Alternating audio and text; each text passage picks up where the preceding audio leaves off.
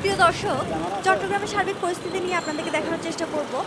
ইতিমধ্যে আমি নিউ মার্কেটে ছিলাম। নিউ মার্কেটে অনেক সংঘর্ষ চলছে, ধাওয়া পাল্টা ধাওয়া চলছে আন্দোলনকারী এবং ছাত্রলীগদের মধ্যে। ততক্ষণ পর্যন্ত লাইক, কমেন্ট, শেয়ার করে পাশে থাকুন। আর কে কোথায় অবস্থান করছেন এখন কমেন্টের মাধ্যমে জানিয়ে দিন।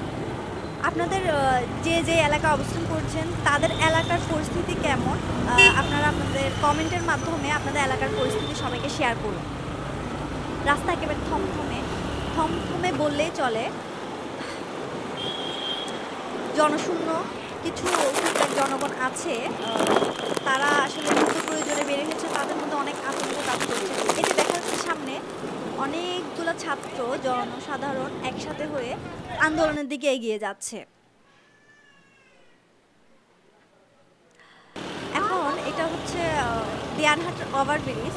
এখানে যেখানে অহরহ গাড়ি চলে সেখানে একেবারে গাড়ি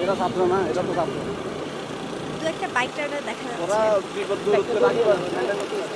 আর কিছুক্ষণ পর দেখা যাচ্ছে দলে দলে কিন্তু জনসাধারণ আর ছাত্র একত্রিত হয়ে আন্দোলনে সামিল হচ্ছে।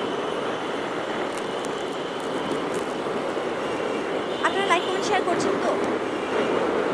প্রতিটা নিউজের আপডেট পেতে কিংবা যে কোনো ধরনের তথ্য পেতে আমার সাথে যোগাযোগ করুন। ইতিমধ্যে দেখছি আমরা দুই একটা টেম্পো দেখা যাচ্ছে, লোকাল টেম্পো যেগুলো প্রতিদিন নিউমার্কেটে যাতায়াত করে, ওই টেম্পো দুই একটা দেখা যাচ্ছে। এটা কাঁচা রাস্তা থেকে আর সামনের দিকে যাচ্ছে না, হয় যেহেতু ওই দিকটা ওই দিকটায় তেমন একটা জনসাধারণ নাই বললেই চলে, একেবারে রাস্তাঘাট শূন্য। এই এরিয়াতে কিছুটা টুকটাক সিএনজি দেখা যাচ্ছে, টুকটাক গাড়ি চলছে, রিক্সা চলছে। তাছাড়া এমনি কোনো ধরনের কোনো জনগণ নেই, দোকানপাট সব বন্ধ একেবারে। আর রাস্তাঘাটের অবস্থাও দেখছি, মনে হচ্ছে যে এখানেই মনে হয় কোনো একটা সংঘর্ষ হয়েছে, এমন পরিস্থিতি একেবারে সবচেয়ে মজার ব্যাপার কি জানেন, কি হয়ে যায় সেই আতঙ্ক পরে দেখি আমার পিছনে প্যাসেঞ্জার নাই, তখন আমি গেছে জোরের সাথে একবারে ওই রকম কেউ নাই বললেই চলে।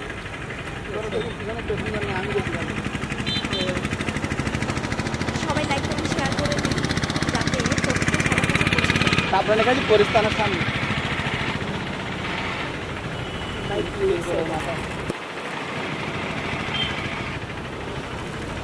এতক্ষণ সাথে থাকার জন্য সবাইকে অসংখ্য ধন্যবাদ। এই যে সার্বিক পরিস্থিতি, এই সার্বিক পরিস্থিতিগুলো আপনারা কিভাবে নিচ্ছেন, কে কোন দিক থেকে কিভাবে আছেন কমেন্ট করে অবশ্যই জানাবেন।